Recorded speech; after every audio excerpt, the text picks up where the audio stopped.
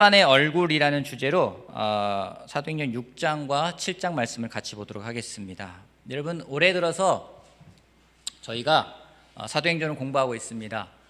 많은 사람이 사도행전에 있는 교회, 초대교회로 돌아가자라고 외치는 사람들이 참 많습니다. 환경이나 문화가 지금과는 다르지만 그러게 꼭 같은 모습의 교회를 세울 수는 없겠지만 그들의 그 마음과 정신은 우리가 지금 이 시대에도 복원하고 또 가져가야 된다라는 부분들을 이야기한다고 생각을 합니다. 초대교회가 가지고 있던 정신, 그 마음은 어떤 마음이고 어떤 정신이었는가? 저는 한 문장으로 이야기한다면은 하나님과 연결되고 이웃과 연결되는 그런 마음이 아니었나 생각을 합니다. 사도행전은 실제로 잘 연결된 교회가 어떤 교회인지를 가장 잘 나타내고 있다고 저는 생각을 합니다. 그래서 아마도 사람들이 그것을 원하기에 초대교회 모습으로 돌아가자, 그 모습을 복원시키기 위해서 노력하고 또 함께한다 생각을 합니다. 이 초대교회는 기도로 준비되었습니다. 그리고 성령님이 함께 하심으로 시작하게 되었습니다. 그리고 초대교회는 우리가 아는 것처럼 사도들의 가르침에 몰두하고 서로 교제하고 성찬을 나누고 그런 모습들 속에서 점점 더 성장해 나갔던 것이 바로 사도행전에 나와 있는 교회의 모습입니다. 우리가 봤듯이 그런 성장과 더불어서 핍박도 있었습니다. 하지만 그들은 믿음으로 또 서로 함께하는 힘으로 기도로 이겨내는 걸 보았습니다. 외부에서 핍박이 있었다면 또 내부에서도 문제도 발생하게 되었습니다. 바로 지난주에 보았던 어떤 과부들을 구제하는 부분에 있어서 그들에게 음식을 공급하는 부분에 있어서 어떻게 보면 교회의 행정이고 재정인 부분일 수 있습니다. 그 부분에서 문제가 발생했습니다. 이 역시 그들은 지혜와 성령이 충만한 7사람을 뽑아 세우고 사도들은 그들에게 맡겨진 기도와 말씀을 전하는 일에 힘을 쓰겠다는 그런 지혜로운 방법으로서 해결해 나가는 것을 우리가 지난주에 배웠습니다. 그 뒤에 나오는 내용이 오늘 볼 그 7사람 가운데 한 사람 스데반에 대한 이야기가 시작됩니다. 여러분, 사도행전을 잘 보면은요, 사도들로 시작됐던 그 교회가 사도들은 점점 뒤로 물러납니다. 그리고 이제는 7사람을 중심으로 했다가 그 다음에는 바울을 통해서 이방인 전도로 퍼져나가는 그런 구조를 가져가고 있다는 걸 여러분들이 기억해 두시고 사도행전을 읽으면은 좀 더 재밌게 읽었을까 생각을 합니다. 우리 6장 말씀 보겠습니다. 사도행전 6장. 사도행전 6장 6절 말씀부터 8절 말씀부터 15절 말씀까지 제가 읽어보겠습니다. 사도행전 6장 8절 말씀부터 15절 말씀입니다. 스데반은 은혜와 능력이 충만해서 백성 가운데서 놀라운 일과 큰 기적을 행하고 있었다. 그때 구레네 사람과 알렉산드리아 사람과 길리기아와 아시아에서 온 사람들로 구성된 이른바 리보디노 회장에 속한 사람들 가운데에서 몇이 들고 일어나서 스데반과 논쟁을 벌였다. 그러나 스데반이 지혜와 성령으로 말하므로 그들은 스데반을 당해낼 수 없었다. 그러므로 그들은 사람을 선동하여 스데반이 모세와 하나님을 모독하는 말을 하는 것을 우리가 들었습니다 하고 말하게 했다. 그리고 백성과 장로들과 율법학자들을 부추기고 스데반에게로 몰려가 그를 붙잡아서 공의회로 끌고 왔다. 그리고 거짓 증인들을 세워서 이렇게 말하게 하였다. 이 사람은 쉴 새 없이 이 거룩한 것과 율법을 거슬러 말을 합니다. 이 사람이 나사렛 예수가 이것을 헐고 또 모세가 우리에게 전하여 준 규례를 뜯어 고칠 것이라고 말하는 것을 우리가 들었습니다. 공의회에 앉아있는 사람들이 모두 스데반을 주목하여 보니 그의 얼굴이 천사의 얼굴과 같았다. 여러분, 이 대목을 읽으면서 여러분 좀 궁금한 거 생기는 부분이 있습니까? 좀 이거는 참 이해가 안 된다 하시는 분 있으십니까? 있으면 좀 말씀 좀 해주시죠. 성경을 읽을 때 질문을 하는 건 굉장히 중요합니다. 왜? 라는 질문 자꾸 던지는 건 중요합니다. 저는 이 부분을 읽으면서 좀 궁금한 게 좀 생겼습니다. 7사람을 세운 이유가 무엇 때문이었습니까?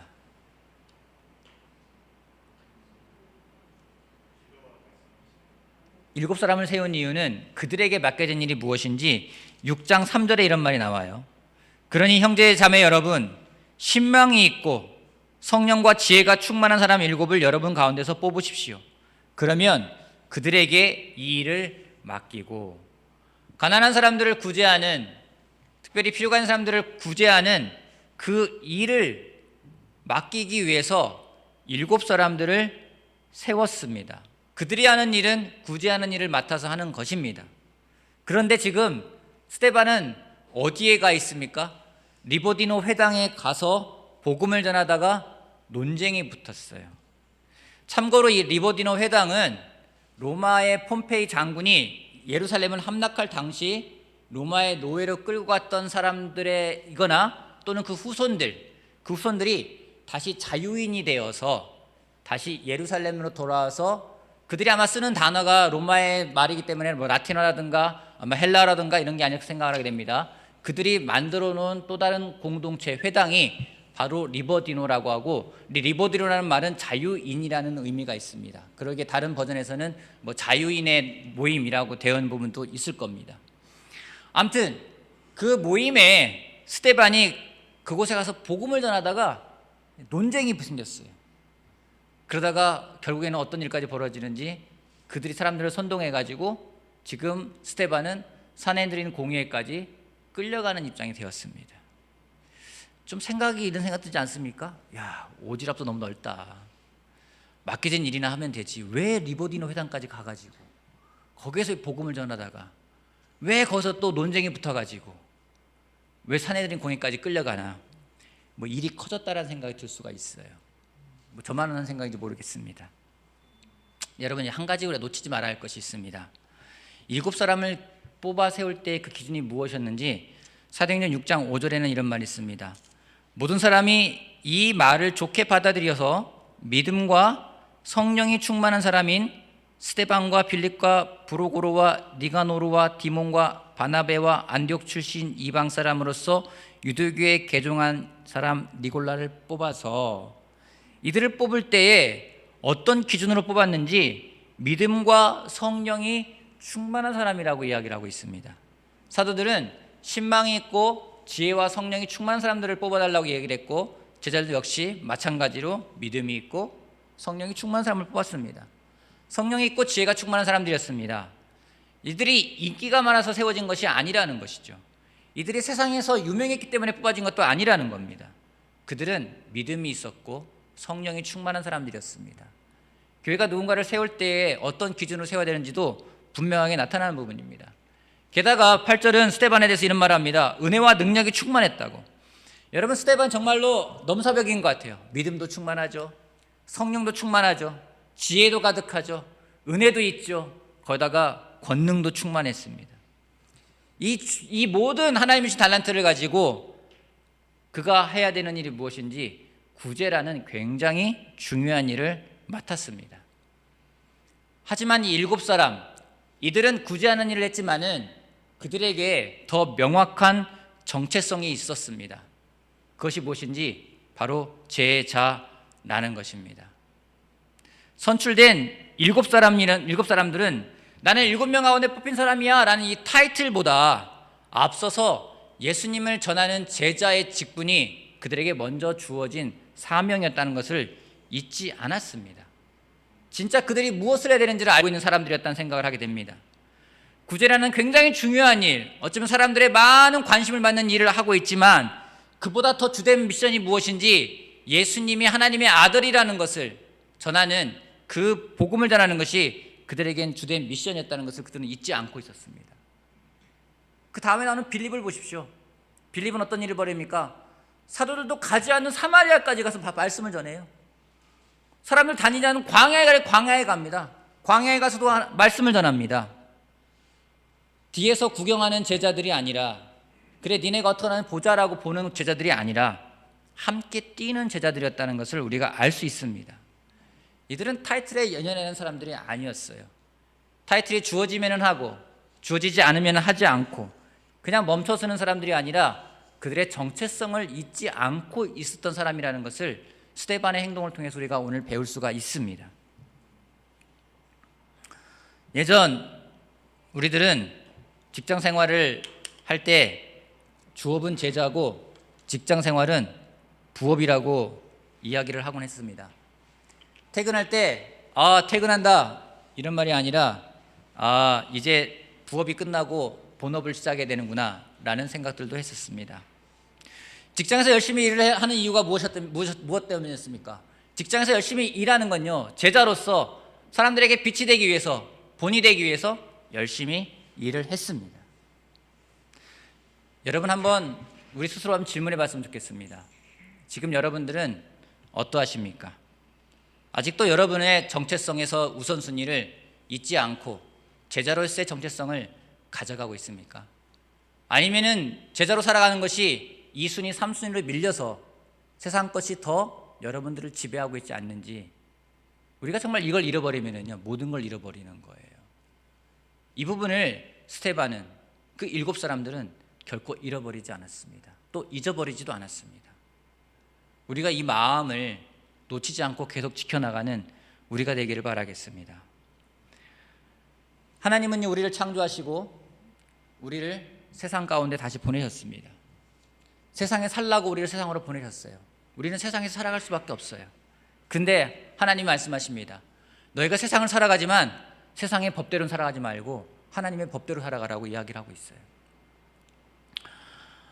예수님처럼 생각하고 예수님을 닮아가고 예수님처럼 되는 것이 우리들의 이 세상을 살아가는 목적 가운데 한 가지입니다. 쉽지 않죠. 세상이 녹록하지가 않습니다. 그렇기 때문에 성경은 우리 보고 비둘기처럼 순결한 마음도 가져야 되겠지만 뱀처럼 지혜로워하자 함도 분명 이야기하고 있습니다. 누군가에게 복음을 전한다는 것은 더더욱 이 마음이 필요하지 않나 생각이 들어요. 순수한 마음도 필요하지만 뱀처럼 지혜로운 것도 필요합니다. 왜 이게 중요하냐면, 그렇지 않으면요, 복음을 전하는 게 더 이상 이제는 녹록하지가 않는 새 상태가 되어 가고 있습니다. 우리 티나이들한테 복음을 전하기 위해서 선생님들이 노력하고 있습니다. 여러분, 티나이들은요, 좀 속된 말로 말하면요, 다른 종족이에요. 아니, 종족이 달라요. 그렇기 때문에 우리가 자랄 때 그 시대를 생각하면서 아이들한테 이야기하면 들어가지가 않는다라는 거예요. 제 아내가 영화를 하나 보는데 재미난 부분을 이야기하더라고요. 제인 에어라는 영화가 있습니다. 어떤 소설책을 한 소설이 나오는데 거기에는 9살, 10살 된 아이가 좀 되게 말괄량이죠. 이 소설가의 초대 주인공인 것 같아요. 막 충돌이 벌어집니다. 그러니까 그 당시 얼마나 영국 사회에서 종교가 되게 강하지 않습니까? 목사님이 이 아이를 붙들고 이야기를 합니다. 너는 사악한 인간이 어떻게 되는지 알지? 하니까 예, 알고 있습니다. 어떻게 되지? 하니까 지옥에 갑니다. 너 지옥이 어떤 건지 알지? 하니까 네, 알고 있습니다. 지옥은 어떤 곳이지? 불구덩이입니다. 그렇지. 그럼 너 지옥에 가지 않으면 어떻게 하면 되지? 여자아이가 아주 기발한 말을 해요. 지옥에 가지 않으려면 건강을 잘 지켜서 죽지 않아야 합니다.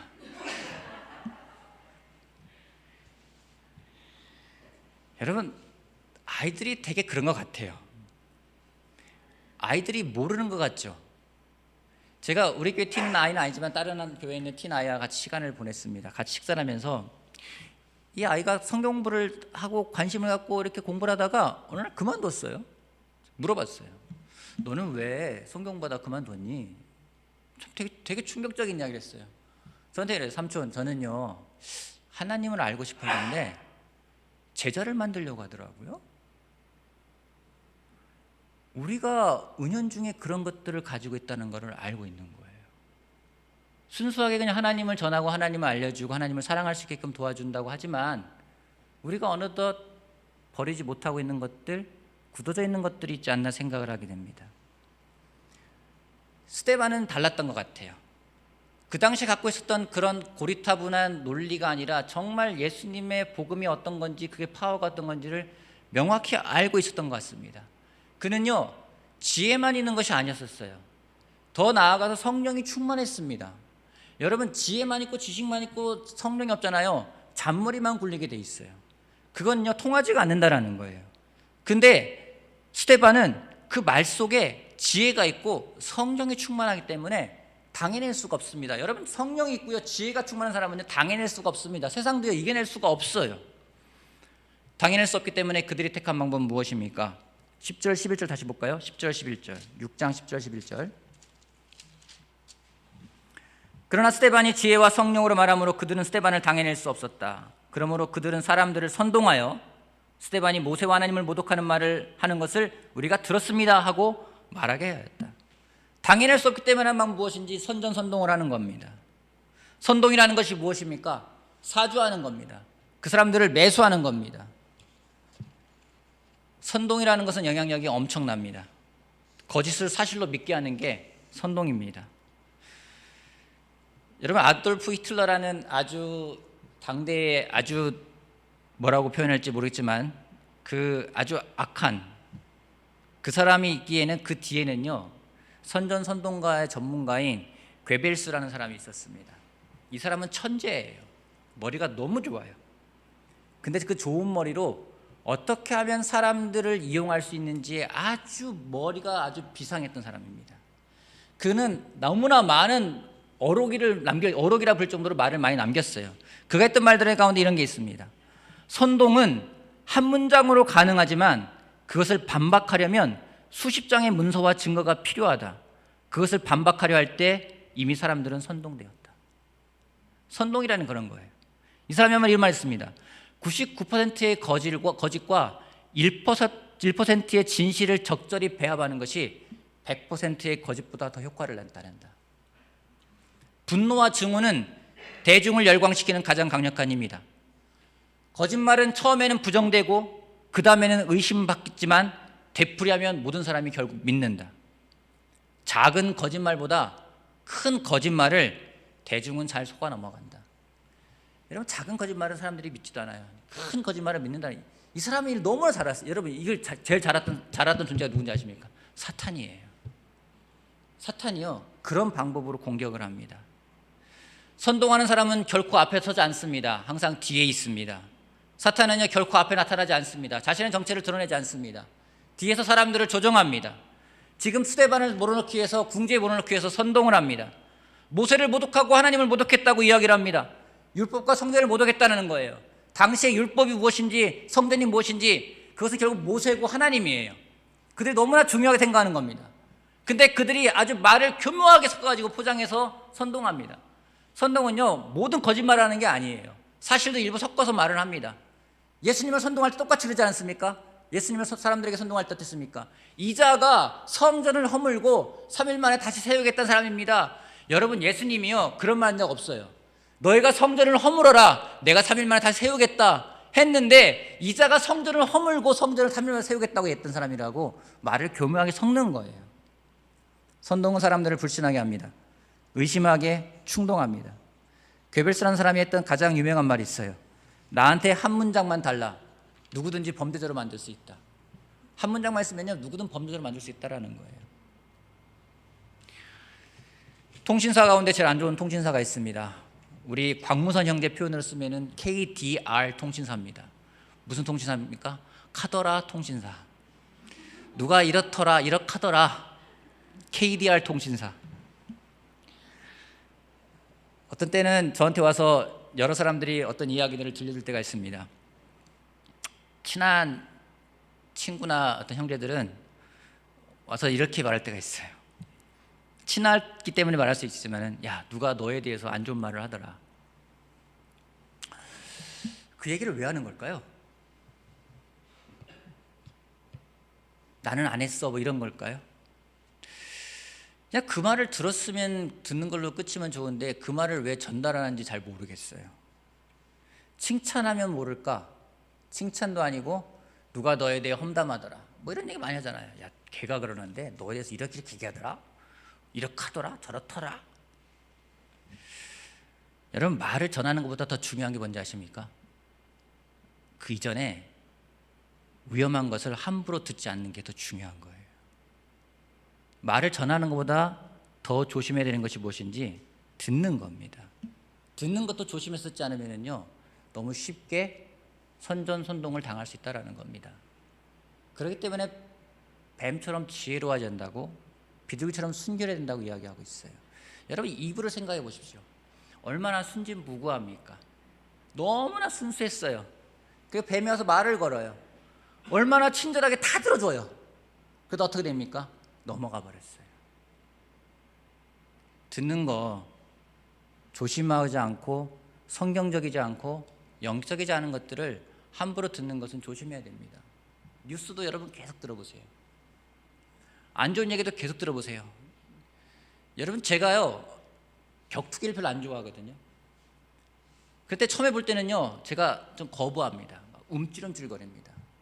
막 피 흘리며 싸우는 걸 보면요 약간 움찔움찔거려요. 근데 좀 더 보잖아요. 어떤 일이 벌어진지 아십니까? 저도 몰입해요. 그리고요, 나중에는 어떻게 되는지 아십니까? 제가 주먹을 쥐고 있더라고요. 빠져버리는 거예요. 처음부터 그러는 게 아니에요. 처음에는 거부합니다. 아, 보기 싫어, 보기 싫어. 근데 자꾸 봐요. 한번 봐요. 또 봐요. 저기 싸우네? 야, 좀 때려. 막 제가 주먹을 쥐고 있더라고요.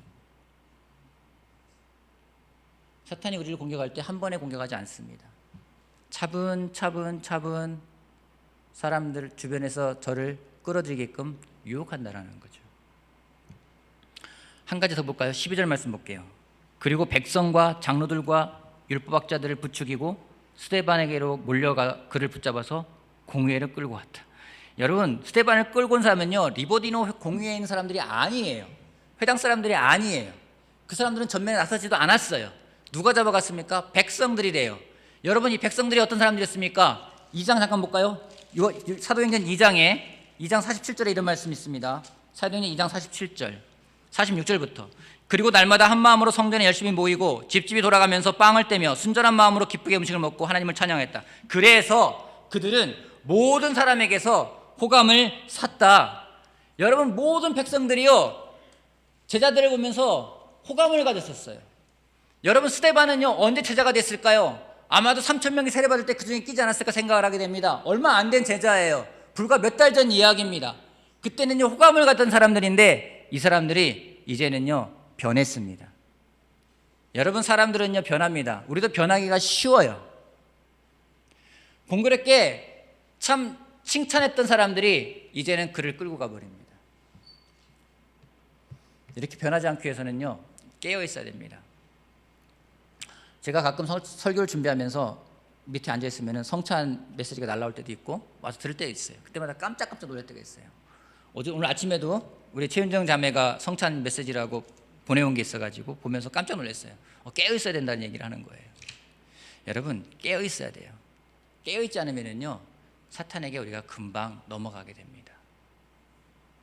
이상한 말에 우리 마음을 빼앗기게 됩니다. 깨어 있다는 게 뭘까요? 저는 두 가지를 말하고 싶습니다. 깨어 있는 것은 배우는 것을 멈추지 않고 계속해서 배우는 거라 저는 생각을 합니다. 배우는 걸 멈추는 순간, 나는 이미 배웠어 하는 순간 더 이상 굳어버리고요, 정말로 우리가 말하는 꼰대가 돼버린다는 거죠. 배우는 것을 멈추지 않는 것이 깨어있는 거라 생각을 합니다. 또 한 가지는요, 말씀을 읽고 배우는 것을 멈추는 순간 모든 것은 망가집니다. 여러분, 중세교회가 왜 타락했습니까? 중세교회가 망가지고 타락한 이유가 뭡니까?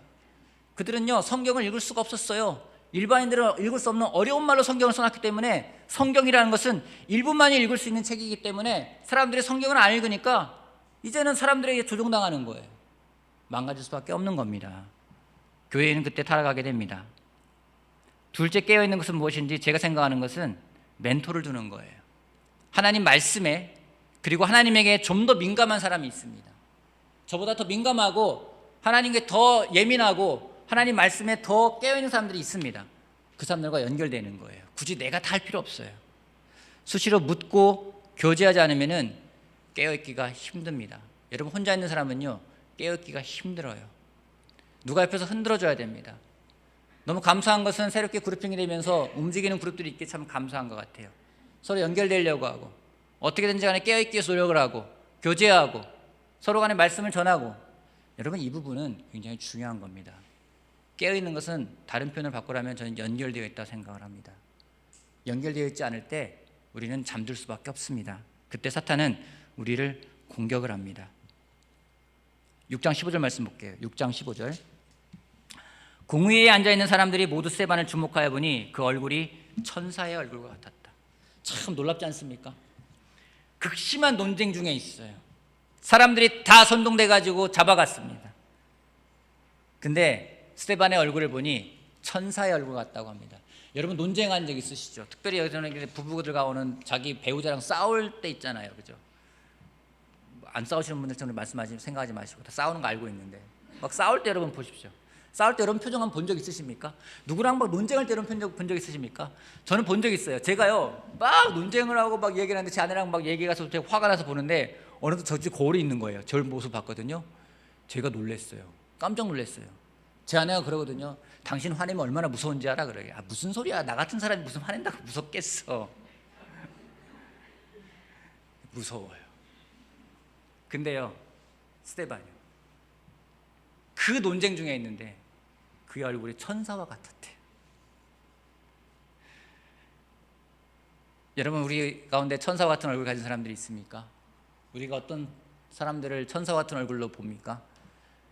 잠자고 있는 아이, 잠잘 때만 천사예요. 그냥 깨어있으면 악마인 것 같아요. 잠잘 때 천사예요. 아주 조용하게 평온하게 있는 모습을 천사의 얼굴 같다고 이야기를 합니다. 여러분, 스데반은 어떻게 이런 마음을 가질 수 있었을까요?